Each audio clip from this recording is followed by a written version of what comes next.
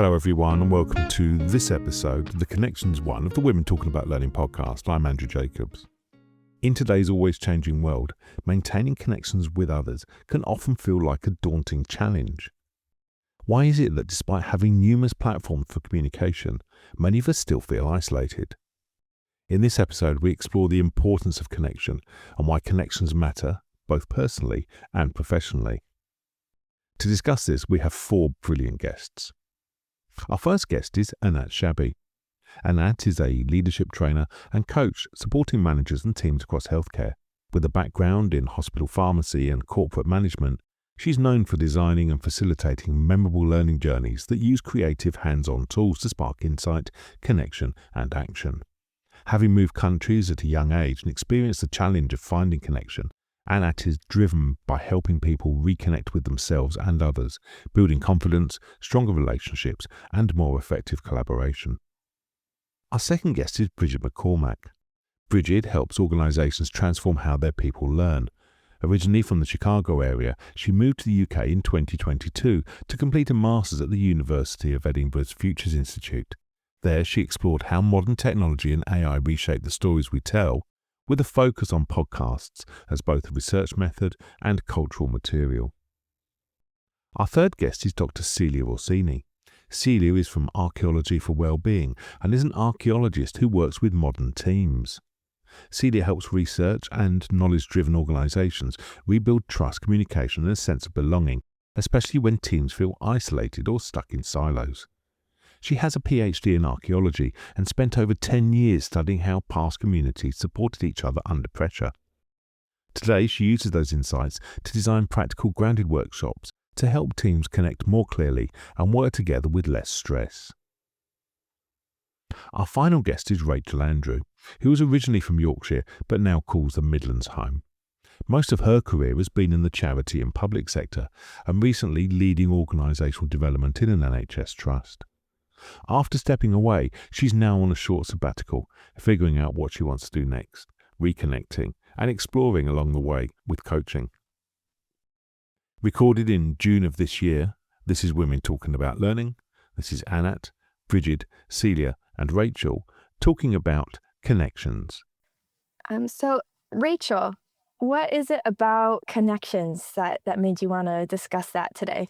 Hi there. So I think for me, I love conversations with people in all sorts of different formats. So if there's an excuse for a nosy or curious question to find something out about somebody, I'm really up for it. And I've also talked to people at work because I think that when work is going in a really tricky place, you really benefit from having lots of people to talk to kind of keep you safe and happy and joyful at work. So I guess it's both a personal thing in that I really love people and I really love conversations with people. And then secondly, I know that in work, it is one of the things that can keep you at your best.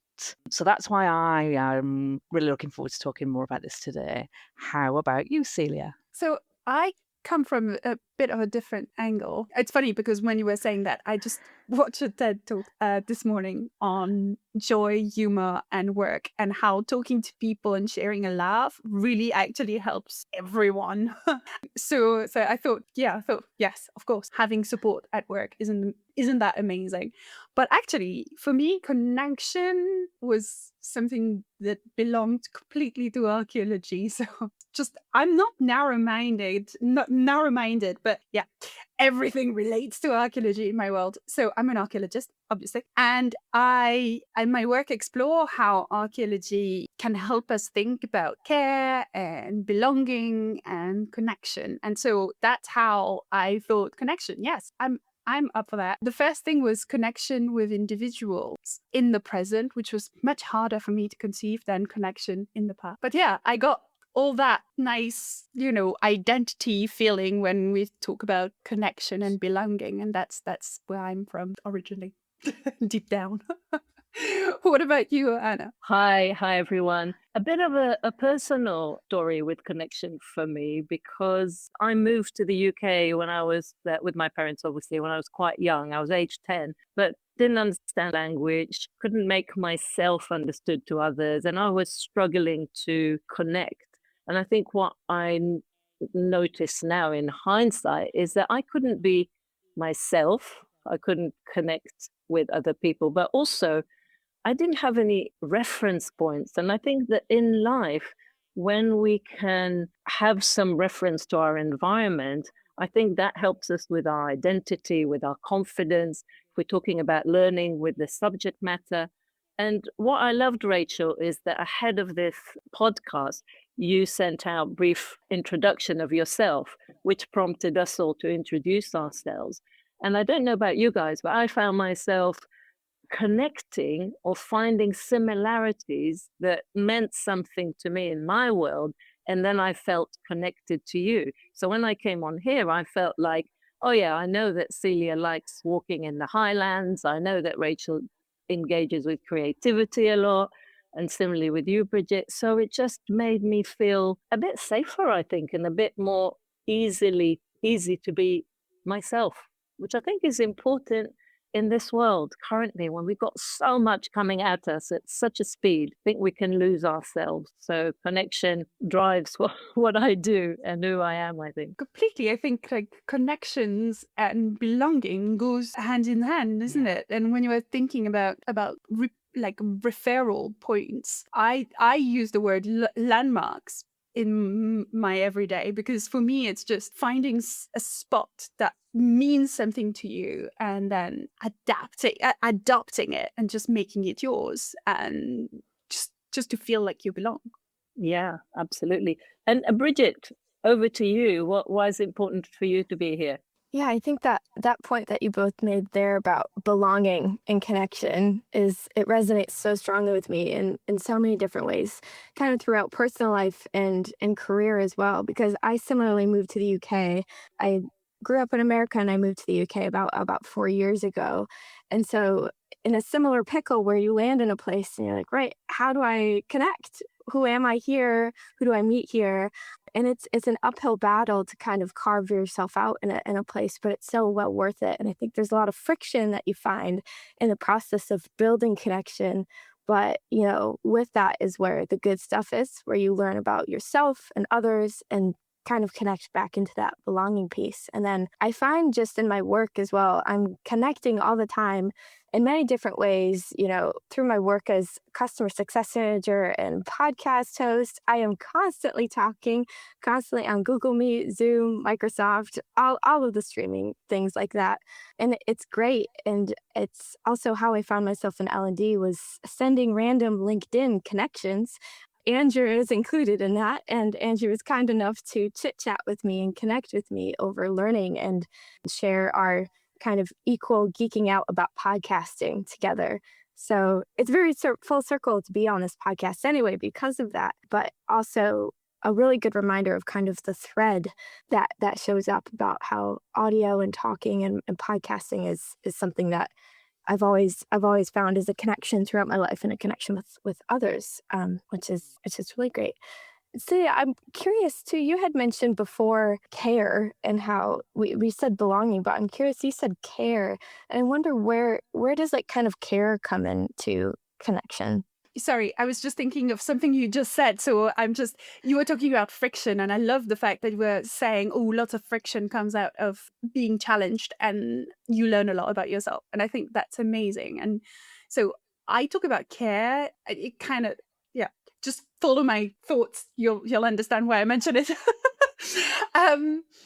Talking about care, I think care and belonging goes together. So I had this very interesting conversation with a colleague this morning where we always think that connection can come naturally and should happen naturally. But actually, for me, connection is something that you have to maintain. You have to maintain through a lot of practice. And this kind of practice is part of caring for each other. You maintain connection because you care. So you get in touch with someone and you maintain that connection.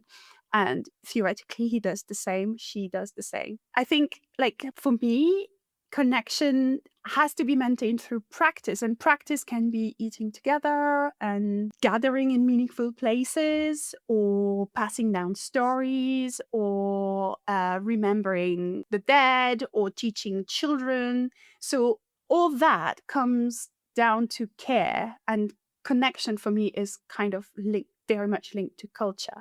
And the wary thing, the difficult thing I was just discussing with this colleague this morning was, I'm wary of romanticizing women as the emotional glue of society. So I think care is really often linked with a female archetype and connection, belonging. But that sounds very complimentary, but there's also like this massive burden, this hidden burden behind it, because then suddenly connection becomes a task a woman has to add to her calendar, right? It's another thing. You have to maintain a healthy relationship with everyone, and everyone needs to be happy, and it's all down to you because you're teaching the children of tomorrow.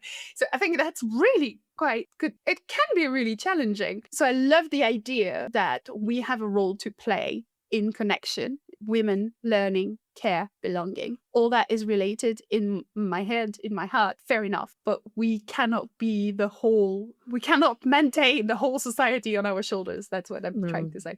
Yeah, for sure. Does that make sense? How Yeah. care enters into our It does. But you know what? Yeah.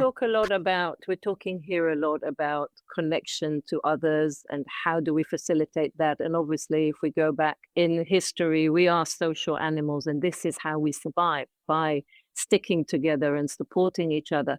But I think there's another type of connection that we have to address, and that is connection to yourself. And I think if we're talking about care and self-care, it's really knowing, well, who am I, and what am I good at?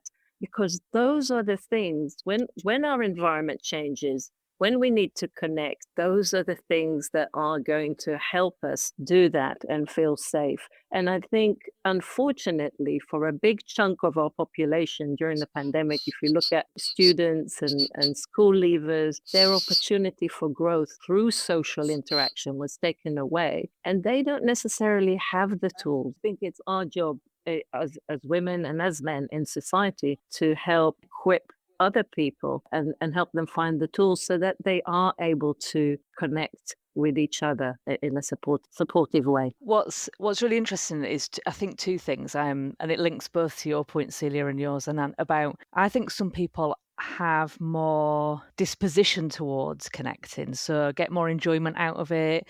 And not that you don't need to practice it, or that you have to maybe remind yourself when it's busy that there's some value in it, because it does take time and energy. I do think there's maybe some people who have a predisposition towards connecting and recognizing the value, and probably because we have been energized or got some care from that, or that, there's been some sort of reward. And then I think the second thing is preferences about how you communicate and how you connect with people play into that, particularly in the modern world, so the now that we're in. And I've noticed this. So I've had a few conversations with my two barely adult children, so they're in their late teens, early 20s, about how do you make friends in today's society. It's really much more challenging than it was before, because people don't have proximity, and so like to go and meet people places, and also the ability to connect without technological tool, because it is different for them. So my daughter particularly, when she went to university, had a really hard time meeting people, just friends. She was looking for forever friends, and we kind of beat it eventually, because I said, don't go into a conversation when you're hungry for a forever friend.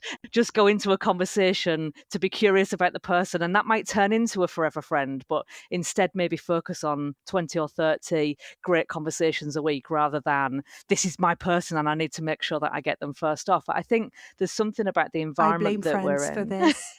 I completely blame sitcoms. Yeah. I blame sitcoms for this. That's great advice, though, Rachel, because you've broken it down into bite-sized pieces. Yes, let's not go for whole cake. Let's just do it slowly. Love it. Love just love have the some lovely conversations with people, and from that you might, because that's actually how relationships are built, isn't it? Is a conversation and then a follow-up conversation, and then eventually there are very rarely people that you meet immediately in a moment. It does happen, and it's it's the love at first sight, but also the friends at first sight thing, where you have an immediate connection. I think the rest of it does take a bit of work to work out who am I and this person, and is there something in it that we like? And often it's that either I like somebody because they're the same as me, or I like people who are very challenging and difficult to talk to because I think that brings something out in me. And I think maybe two things on this. I think one is the time and energy we probably underestimate. And also linking to your point, Celia, about the burden of women is actually it becomes another task to do if you are connecting people together. So it's something else to fit in. And I think often is the thing that most women might sacrifice when they've got a busy work and home and general life, because there isn't a lot of time for it. Yeah. I love, Rachel, what you said there, friends at first sight. I feel I want to integrate that into my vocab, because I just think that's like, that's really beautiful. It was really great advice that you gave your daughter too. And kind of also connected to that, we often friendships can be, or just connections in general can be the first thing we drop, especially maintaining a home, a career, all these things. It's so important to stay in that like present moment of like, well, what do I need right now? And it's hard because I think we think so far ahead, or I find myself thinking so far ahead of like, well, the end goal is this. And I find myself getting into conversations and it's like, how are you? And I'm like, oh, good, busy, good, and I'm not really answering. I'm saying what's like, I feel like I've been saying all day on my different calls or within different things. And one of my favorite quotes that if any of my friends listen to this, they're going to roll their eyes because I am constantly saying this, is C.S. Lewis once said, friendship is saying, I'm not going to quote it exactly, but Andrew will get the right quote and put it in there or something. It's saying, you too, I thought I was the only one. And I think that's so beautiful because all it is so simple of being like, oh, we share this together. And we can get so caught up in like, what your daughter's experiencing, what we all experience of, wait, but I'm looking for my person. I'm looking for my tribe. I want to be here. And that's like outside of connections, also professional connections too. Like, but I want to get to this place and maybe this person can help me, or maybe if I join this group, but having just that moment and that like presence to be like, oh, you too. Okay, cool. We share this. And like staying in it and not trying to think what's next. But it's really hard. It's so hard to do. I would like to bring back into our lives the matchmaker, because honestly, Rachel, what you're saying, you're talking about preferences. So there are people in life who are very content in their own company. They don't need to go out and connect with other people. I wish I was that kind of person, but I'm not. I get my energy from other people.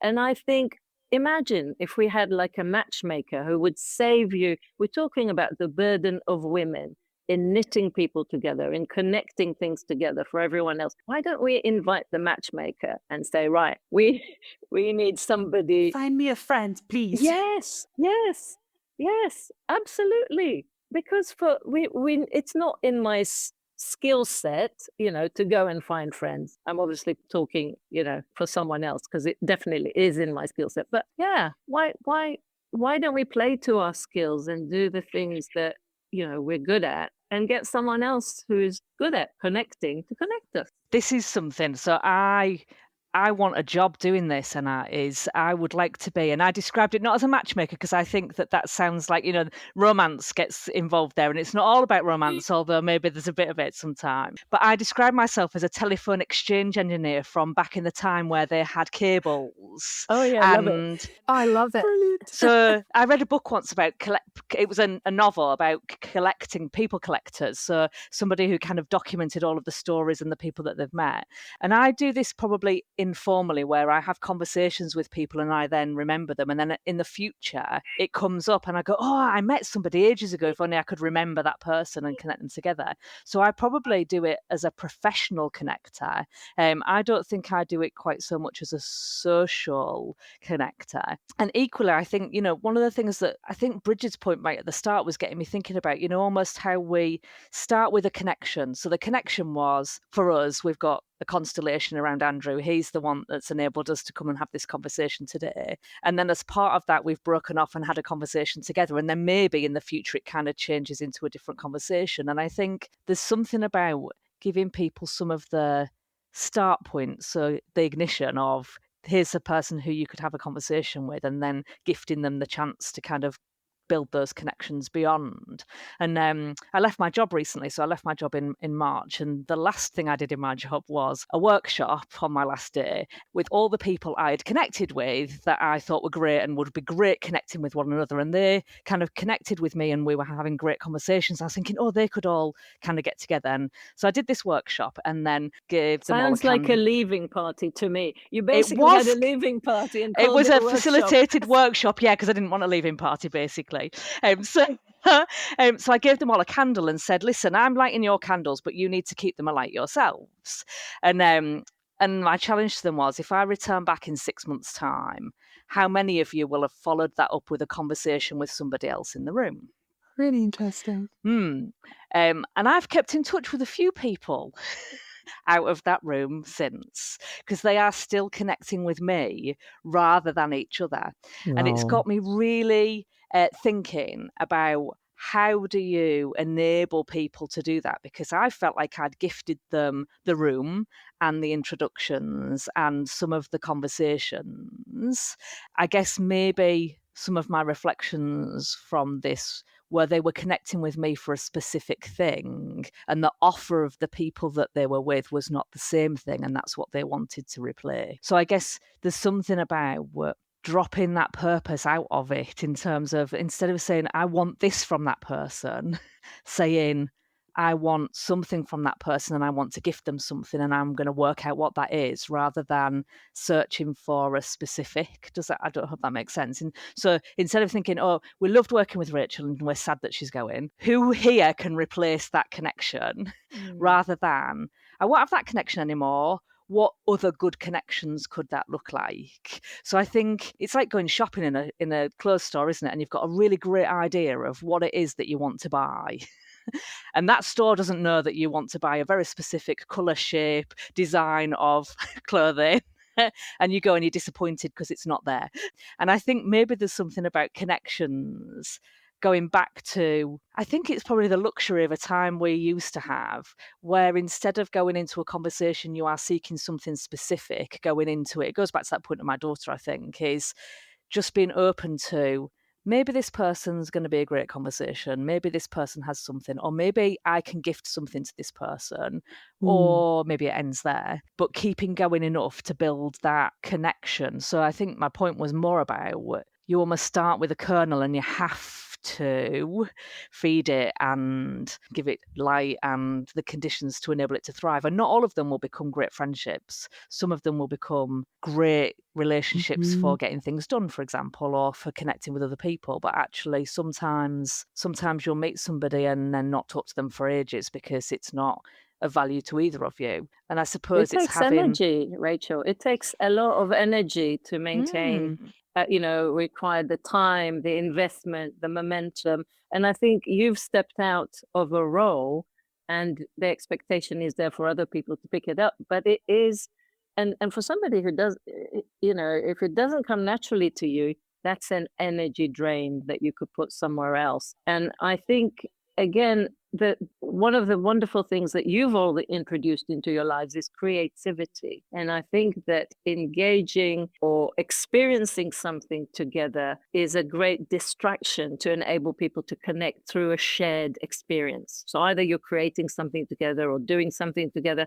We mentioned right at the beginning, I think, Celia, you mentioned the simple thing of eating together, right? Yeah, it's a practice, right? So it's that, and that in itself is effortless, or it takes less effort than putting people in a room and saying, connect. So what I'm trying to say is we can facilitate connections by introducing experiences, creativity, something memorable for people to share. It made me think, when you were talking, Rachel, of me being quite young at university, and I was in a foreign country, and I thought it was really quite difficult for me to just find my grounding, and a friend of mine said, and it stayed with me to this day, she was saying, well, you don't really have to participate, you just have to be there. At first, you don't have to do anything, just be there, be part of the room, and then move on to the next, And so when Brigid was talking about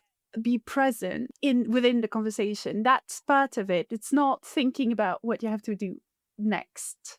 It's just be there and enjoy the surrounding and enjoy the conversation, even if you're not part of the conversation. And then, maybe next time, like an AA meeting, like, okay, I'm not strong enough to do it today, but maybe next time.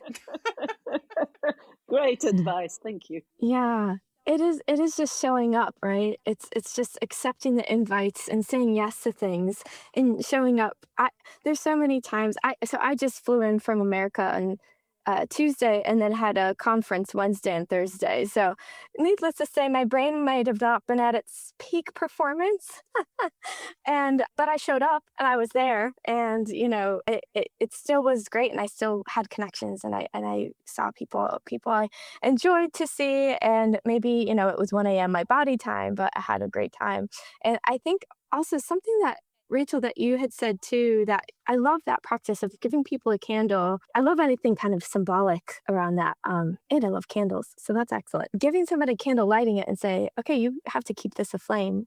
Because I think it touches on a good point about connections. And something I said earlier also is that connection often involves friction. Is you kind of offered them a challenge too.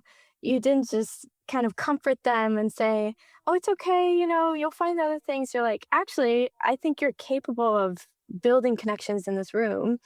Can you prove it to me? Like, can you show me? I think especially as women, because we've had to work harder to be in certain places or have had to jump more hurdles across history, across time, it feels like we owe it to ourselves then to build these connections off of like challenge too, of like and not in a way of criticism, right? Or anything of that sort, but being like, I know you can do this. And like kind of similarly silly to what your friend gave you that advice, kind of challenge you to be like, just show up. That's okay. Just be there. I find that it's hard to do that alone. I find it's really hard to challenge yourself alone because we have so much self-doubt and lack of trust, and there's imposter syndrome, in professional and personal spheres of life. But when we have a community to back ourselves up and challenge ourselves together, and also then I think of all the times that I've, you working on a project at work, or you have a friend going through something that you've been through. Again, it's similar to that idea I said earlier of like you two, I thought I was the only one, is that kind of bonding. But that doesn't happen unless you have that kind of shared experience. And I'm curious if anybody's ever encountered that of kind of sharing a challenge with someone or facing a hurdle, and that strengthened their connection with somebody. I think on that note, you mentioned, first of all, permission. So permission, giving ourselves permission. I think the flip side is also giving ourselves permission to disconnect. So you're talking about friction, or you're talking about elements in society that, there's so much going on in the world that we don't necessarily want to connect with because it drains our energy. So the flip side of connecting following friction is giving ourselves the permission to disconnect when we think it's going to drain us of energy, because at the end of the day, we are managing our energy all the time. And I think it's being aware that this situation, this conflict, this friction with this person, it's going to drain me. I'm going to give myself permission to disconnect. And I don't know about you guys, but I don't necessarily do that. I would carry on to my detriment. Don't you wish sometime like you could cancel people like you do in ads on social media? Like, I don't want to see this. Seeing you is draining. Don't show me. Don't, please stop. I don't know if you remember an old series, Ally McBeal, but when she had somebody in front of her who she wanted to disconnect from, she would slice their head. And I thought, yeah, isn't it great? Let's do that. Brilliant. Yeah. With complete full sound effect. Good, we've solved it. We got it. We're good. Yeah. I think I've become more choosy who I invest my time in, and that. So I don't know whether I'm That's brilliant. better at it, but I definitely am better at it than I used to be, because I think that we sometimes invest time in friendships or connections where the effort and energy is not gifting reward and value for either of us. So, you almost do things because you have to rather than because it is part of that community that you want to build. And I think there's something about choosing the communities that you want around you. And maybe that links also to, our connection. One of the things I noticed was we'd all started again somewhere new. I didn't quite travel quite as far as many of you in terms of location, but I upped sticks and moved to somewhere brand new without any connections. And I think that maybe creates more purpose behind how you go about making connections, because you're starting afresh and you've got to do something, haven't you, in terms of that. One of the things in terms of adulthood and this, I met somebody. So I run a network for OD practitioners in the NHS where I used to work, and I met somebody there 4 years ago, and she messaged me and said, I'm looking for a coach initially. And I went, kind of, what are you looking for really? And she described not a coach at all. She wanted a bit of this, a bit of that, and a bit of that. But actually we almost contracted for our friendship that we've now got 5 years on. So we're now friends, and it's developed into something differently. But I think there was something really empowering about that relationship, about asking for what you want and then being able to choose whether you can gift that in that relationship or not. And now she's the person I go to, linking back to your point, Brigid, when I want somebody to ask me a question I really don't want to answer. So embracing the friction, because it's the safest place to go for being really vulnerable, saying things out loud that maybe I wouldn't share with many people. I think you probably only have 1 or 2 people in your life that you can do that with, and that can survive really deep friction and really different conflict in lots of different elements of the world. And I suppose what has enabled that to thrive is, one is we contracted, which is, bizarre in a relationship, isn't it? We contracted for our relationship as friends, and then spent lots of time together and have gone through kind of grief together. So we've both experienced personal loss and kind of been on that journey. And I think that's built some of that connection, is that sharing in. So sometimes it's deliberate sharing in, isn't it, in hobbies or crafts or conversations, and sometimes it's accidental sharing in experiences that we've had happen to us or been part of, that then enables that conversation to deepen those connections, because we learn so much about ourselves and each other as going through, death particularly, and links to your point, Celia, in terms of it's a lot of your work is connected to that, is that enables growth and conversation to really deepen the connections with each other, because you're sharing something quite primal and deep in terms of emotional connections too. But isn't it amazing that you were talking about your contracted friendship? I love that, by the way. If I could do that with a lot of people, I would. Okay, let's be upfront with our energy levels right now. This is what I offer. Tick the boxes you want. I love that.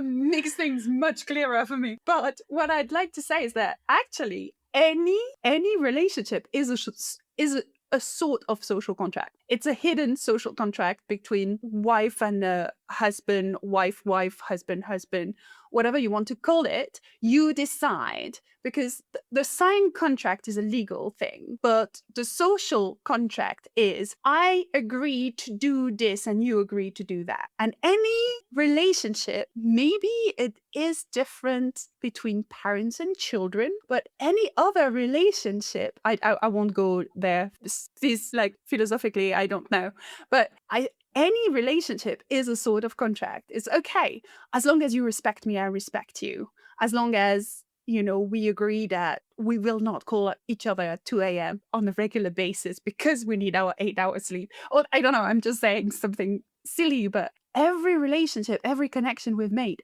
is a type of social contract.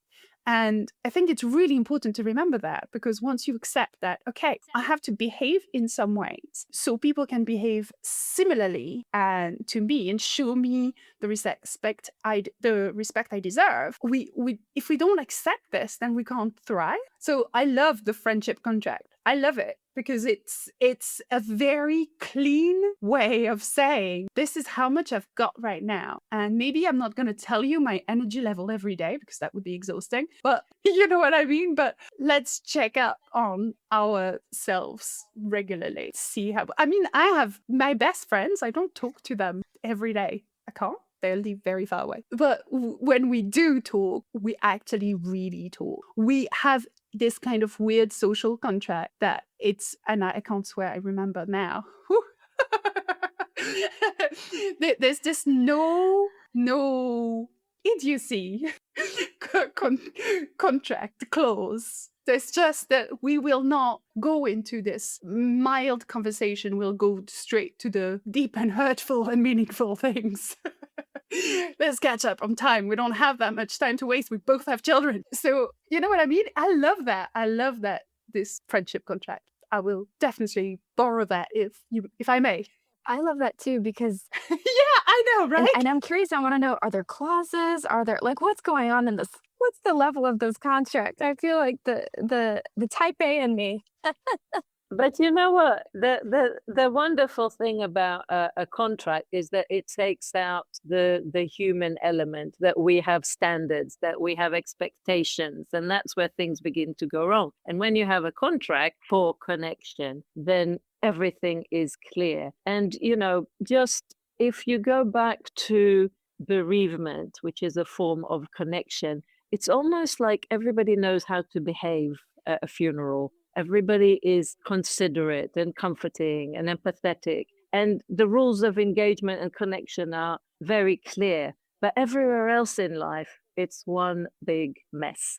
And I really love the notion that we could have Rachel at the switchboard, we could have Celia with her contract.